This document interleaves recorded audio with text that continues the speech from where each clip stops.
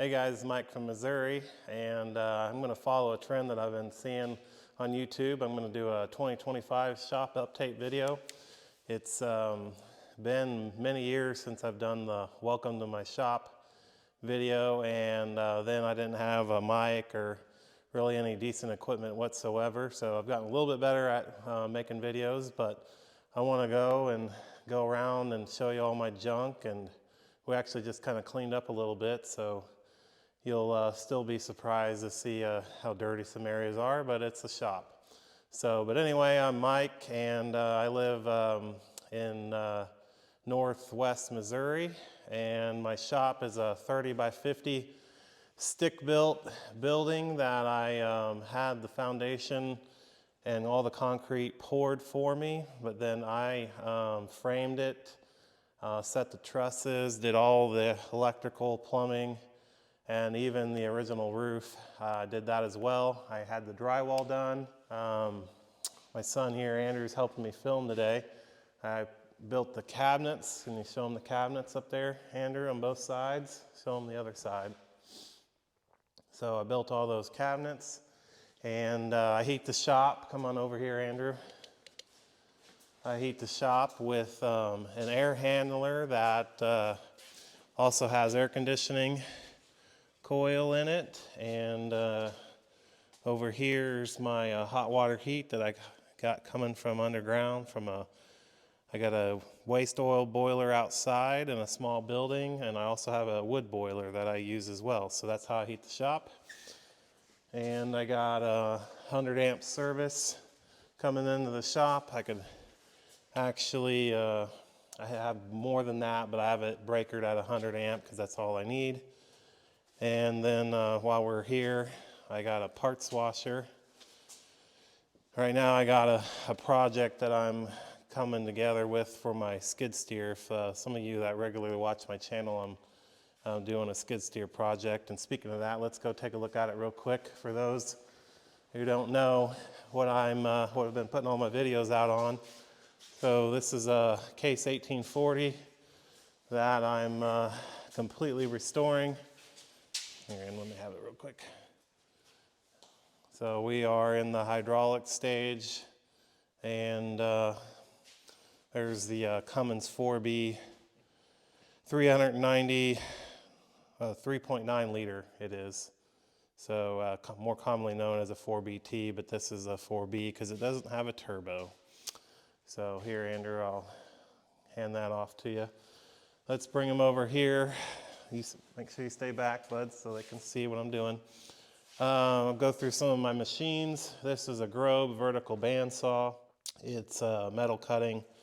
I think it's an 18-inch throat.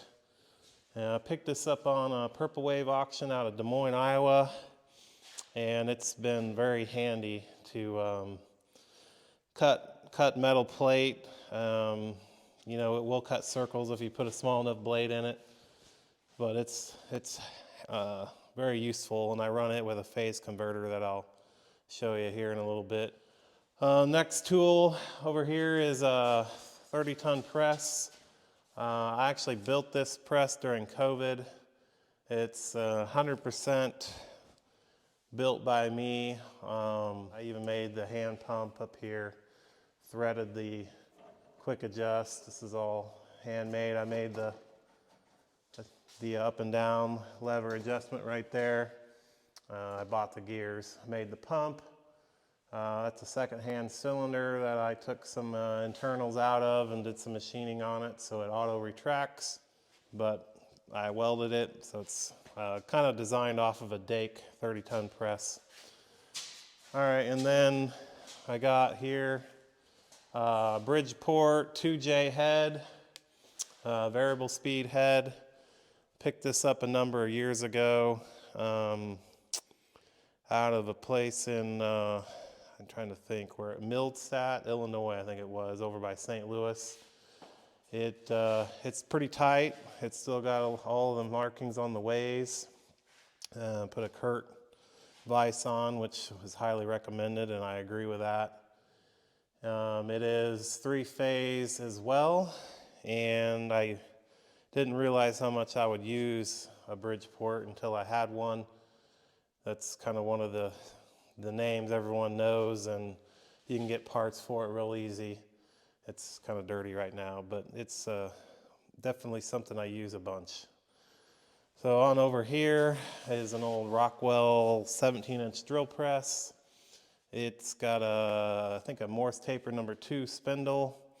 I was going to get rid of that when I got the Bridgeport, but then I decided that just for blowing holes through steel, I didn't really want to constantly be having to put it on the Bridgeport and turning the 3-phase rotary phase converter on. Then my Quincy compressor, it's a 5-horse motor. I actually bought this almost 20 years ago now, and I got it from a farm store in Illinois. So it's been a good compressor. And then next we have the, this is the switch I got for my rotary phase converter. So all these machines will power up now. I'll show you the actual converter down there.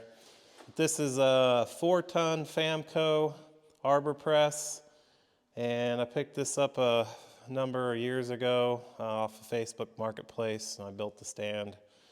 It's good for pressing seals and bearings that aren't very tight. So it's handy. I don't know if you don't know much about an Arbor Press, you can just feel it a lot more than you can with a hydraulic press. Let's back up here and show them this right here. Show them this cart. Oh, well, I guess we're showing you the forklift. Okay, so this is a 4-ton Toyota forklift. Picked this up for $1,000 from an auto repair business here in town. It's propane.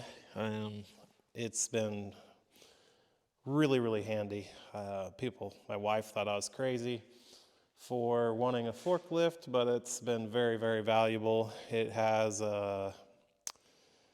and I can't remember what the 5R Toyota engine in it, and it's got, I'm sure, a lot of hours. It starts good, smokes a little, but not too bad. I did a service on it a number of years ago. Let's see, I'll show you this side of it. The only thing that I have done to it, other than servicing it, is I covered the seat cover. And I actually did that myself, so I'm a jack of all trades. Make sure you get a wide view, buddy. But here's my parts shelf. I built this recently. This is probably not going to stay in the shop, but tearing down that skid steer project, I had so many parts I didn't know what to do with them. So I built this rolling cart to put all the parts on, and it's worked out well, but it's kind of blocking my way for a lot of my stuff. But I try to keep it out of the way. But I want to show you guys my my lathes. That this is kind of what I got addicted to when I was I don't know, I was probably 16 years old when I started doing machining.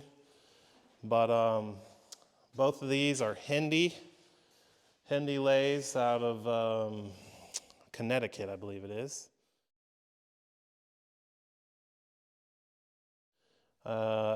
They were in competition with Monarch lathes back in the 50s, and the businessmen, something happened where someone was embezzling money and the company went under. But people aren't as familiar with this machine as like Monarch and those common names, but these are very high quality machines. They're both 12-inch. One's an 18-speed. This is a 12-speed, which just means how many gears are in the headstock. Let me give you a little bit closer picture of them. They're dirty, but you'll get the idea. These are high-end American lathes from the 50s, and I got some videos of restoring these kind of before I was kind of cut my teeth with YouTube when I was doing these, but I restored both of those. One of them came out of Indianapolis, the gray one. It was in a some company over there, and then a guy had it stored in his shop forever. And this green one came out of from a guy down in Springfield, Missouri. That's the one I did first. It's worn a bit more than the gray one. The gray one will hold about 1/1000 over the bed, so it's pretty tight yet. So moving on, I'm going to take over the camera for a bit, my trash area. But I'm going to show you anyway. Old tiller for the garden, chainsaw sharpener. Got a plate compactor down in there for when I was doing some work around the house, and my steel supply, nuts and bolts, more steel supply, tarps. And then when I was working in the shop doing the installation, I built this roll around, what you see there, kind of, I don't know, shelf. This is where I stood on it to put all the insulation. And I turned it into wood storage. And then we have the, we have the cab for the Case 1840 skid steer that hasn't been touched yet, but it will. And then some more shop junk, drywall hoists, some bottle jacks, old hand crank winch, chainsaws, concrete saw. So, you know, just your normal stuff. Then got an old Delta 14-inch wood bandsaw over there. And then down here's some leftover parts from my Ford 3000 tractor project that was a couple years back.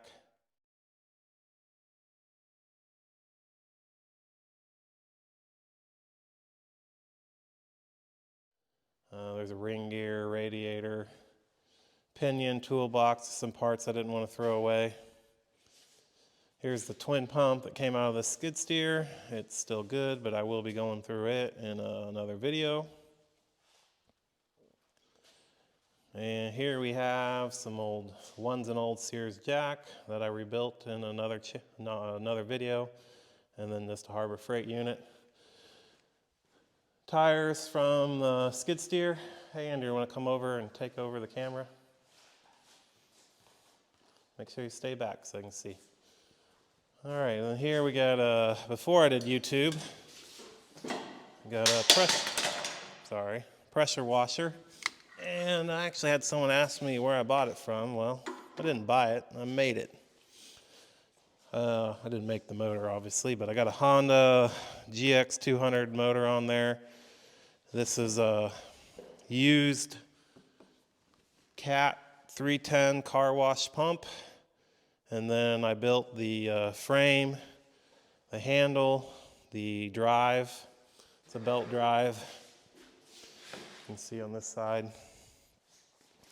So it's driven here. And then I had to do all the calculations for the nozzle tip, orifice size, and all that. So that's been a useful unit. There's no videos on that. It was back before I did any YouTube at all. This is a fairly new acquisition of mine. It's, I can't remember what brand. It is a US brand, US made sandblaster. I repainted it and put some new gloves and a new gun inside. And it does have a dust collector. It works well. I'm running, I can't remember, so I think 60 grit abrasive in it. So it's been pretty handy to have here in the shop. I had one a long time ago. It was a homemade one, but it just got dust everywhere, so it wasn't super useful in the shop. It was more aggravation getting the dust everywhere. And then just your standard sliding miter saw. If you want to back up, not that this is shop stuff, but I got a diesel 1445 Deere mower that I mow our 3 acres with. Picked it up on auction. I got a pair of them. Kept one, sold the other. It's got a little 3-cylinder Yanmar in it. Come on over here, buddy, again. I got a shop sink. It's pretty nasty, but I got a little, it's a shop sink. And then up underneath there's where do I got it? That's the electrical for it. Oh, yeah, up here. Hot water heater. It's instant and it does well enough. So, and in the summer I run a dehumidifier to keep the humidity down in here. And now that I got this in picture, this is an old Craftsman table saw motor I machined some extensions on. This thing's real handy. Got a real soft wire wheel on one end. This one's about wore out though. And these old flap wheels, but I actually got a replacement for that because that thing's on its last leg. It's not really meant being it's got an open frame motor. But we got a Baldor, I think it's 3/4 horse polisher that runs at 1725 or instead of the 36 that one does. But this would be great. I'm gonna mount it up on the wall just like that one. But I think I picked this up for like $50. It runs good. It's single phase. It's all enclosed, so it'll hold up to what I'm doing with it. The main working area, got the toolbox. I got everything kind of separated: metal, plumbing, carpentry, electrical. Andrew, you want to open those bins down there for me? The bottom two. Recently made these grade 5 hardware kits. Open it up a little. There you go. About every kind of nut you can imagine: lock nuts, square nuts. Different types of lock nuts, flat, skinnier nuts, or jam nuts, I guess you call them. Okay, roll that one back, bud. Push it in, and the next one, I think about every kind of washer. Open it up more, it's gonna hit. There you go. Got flat washers, lock washers. I don't know what kind of washers. Those are machine washers, but they're handy to have around. You can close it up. That one's empty. All my power tools just kind of shoved up under there. Little acetylene torch set. An old Lincoln Ideal Arc, AC/DC arc welder. And a Peterite anvil. It's seen better days, but still useful or usable. I think it's about 150 pounds. And then the first welder that I bought, is a 180 amp MIG, and that thing has ran, I don't know how many large MIG wires through lots. It's amazing that thing still works, honestly. It's over 15 years old. And I don't have a bunch of fancy hand tools, but I got some, stuff to get me by. Punches, hammers, all the normal stuff. Got self-forge, propane forge under there that I built, and it is out of an old propane bottle, and there's a ribbon burner up top. I got some videos using that as well. Along with anyone that does any kind of blacksmith work, you gotta have a 2x72 grinder. I bought some plans.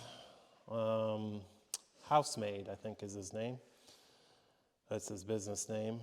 Anyway, I bought plans, and then I cut all the material with either my vertical bandsaw or my horizontal. It has got a 1.5 horse 3-phase motor that's variable speed, controlled from 0 to whatever RPM the highest RPM is. I'm not even sure, 3,600. It moves along pretty good.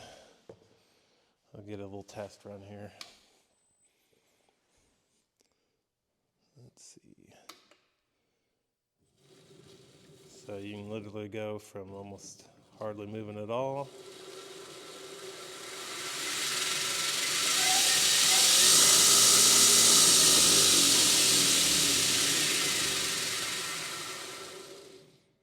So that thing will take a lot of material off pretty quick, a lot faster than you think.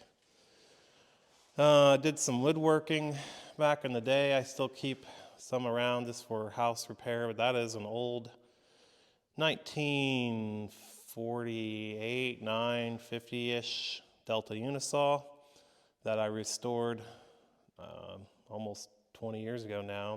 And then I've made this custom wheel and lift up rack on the back. It's pretty nice, too nice to get rid of, and it's a staple for home repair, so it's not going anywhere. Prime weld 60 amp plasma cutter. I can't say enough good things about that. Not too expensive, and it opens up a whole nother level of metal cutting for you.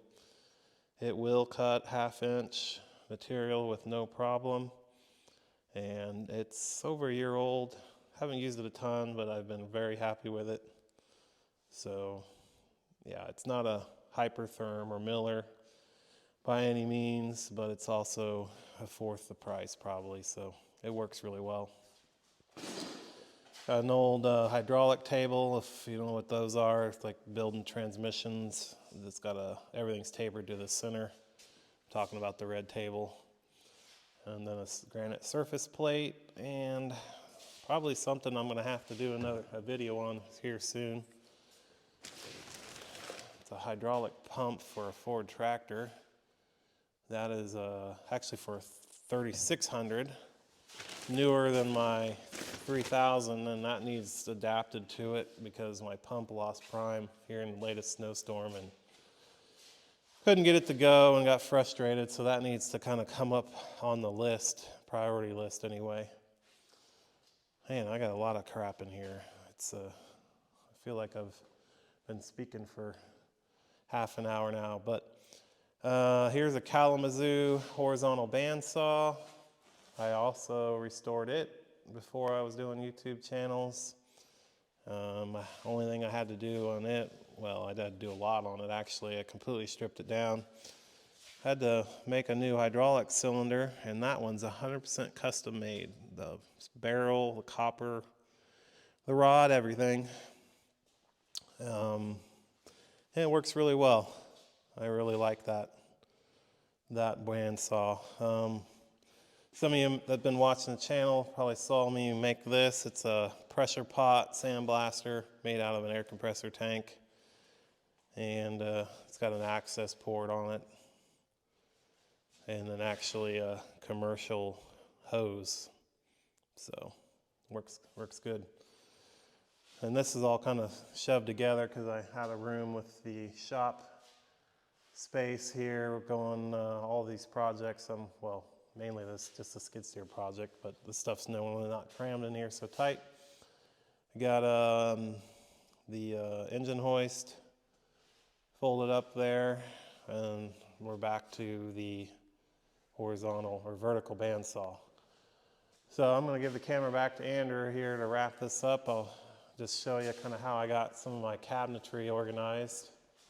I got this organized what I call by, make sure you stay back, bud. Organized by trade. This one's my carpentry cabinet. And then we have our electrical cabinet. And our plumbing cabinet, and also guttering and stuff. And then what do we got here? Welding cabinet. And that's the oil burner heating cabinet. And then we got our HVAC, automotive and house, vacuum pump, hoses, regulators, stuff like that. And then on this side, this is kind of the garden outside cabinet. Got my chemicals and tree trimmer stuff. Here we have the kind of the catch-all hardware cabinet. Cotter pins, staplers, extra bearings, house flashing. Most of this is all painting and chemical. We got some cleaning stuff, engine oil, more paint stuff for the most part, some drywall. And let's see, this is also more paint stuff. And this last one, let's see if I'm move this out of the way, is my tooling for the Bridgeport and the lathe. I know you can't really see it, but I got some dial indicators, some clamping blocks, some hones up there, a bunch of end mills are laying down in there. So this is stuff you need for the, so I think someone was telling me the price of the Bridgeport was just half of it. It's all the tooling and everything you need, and that's very, very true. That stuff is incredibly expensive. Let me show you I got addiction to vices, the V-I-S-E kind, not the V-I-C-E. Make sure you're back enough. But this is an old Colombian 5-inch, and then a blacksmith leg vise, and this is on a really stout welding table. Picked it up a few years ago. My brother-in-law actually pretty much funded that for me for helping him out, so I appreciate that. And then got a little, it's a Craftsman brand, but it's actually a Reed 4.5-inch vise. And then one of my favorite ones is this, I forget what it is now, it's a Holland's. These are coach makers, what they call them, so they're flat. They open pretty far and have a big jaw depth. But I got some homemade copper jaws in there, and this thing is awesome just for general use because I use it more than anything actually. So hung up. This is mostly just catch-all masks, filters, some what else? Scissors, trash bags, nothing super interesting. Old stereo in here, and just some foam insulation, and yeah, that's kind of just things where I don't know where else to put them. That goes in there. So I'm going to wrap this video up now, and so I've basically done the same thing as all the other YouTubers have. I've done this 2025, so to speak, New Year video, and it's been, like I said, I don't know, 4 or 5 or more years since I've done just a general shop video, and the first one I did, like I said, wasn't very good. But you guys see all my junk. I also need to say that I feel very fortunate to have all this stuff. And if you're a young man starting out, just know that it's taken me many years to accumulate all this, and most of it was bought in very poor condition, that I knew it had potential, and I reworked it and rebuilt it. So I didn't pay a whole lot for a lot of this. The only thing that I really paid a lot of money for would be the Bridgeport and the air compressor. Both lathes were relatively cheap, and that's really it. Those 2 things I paid pretty much full retail for, but everything else was almost pennies on the dollar. So if you're looking to get started into equipping a shop, Craigslist, well, not Craigslist anymore, Facebook's your friend. Get on forums just to see what's the good tool, what's worth putting your time in, and go find it, fix it, and you'll have yourself a nice collection of stuff as well. So I'm going to wrap this up. My name's Mike, and we'll see you later. Thanks.